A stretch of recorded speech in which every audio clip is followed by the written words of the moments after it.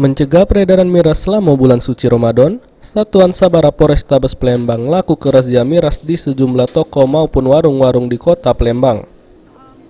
Oleh petugas, warung-warung maupun toko yang kedapatan jajok miras langsung dirazia. Selanjutnya, minuman dengan kadar alkohol tinggi langsung digawa oleh petugas.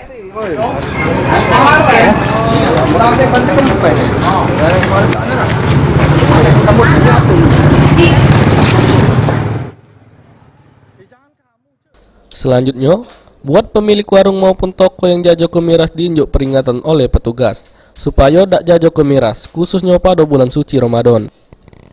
Kagetnya, pada bulan suci Ramadan masih ada warung ataupun toko yang jajok miras, maka pemiliknya bakal dikena ke surat sidang ti piring. Ber, mari laga lo.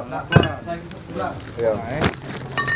Mari laga lo. Jadi kita enak tinggal dari depan sini. Kita melaksanakan razia dalam hal ini razia minuman keras untuk mengamankan menjelang puasa. Giat ini dimaksudkan untuk kita mengamankan giat-giat masyarakat lainnya.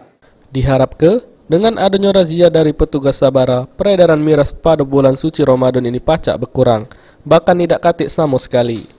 Irawan, PAL TV.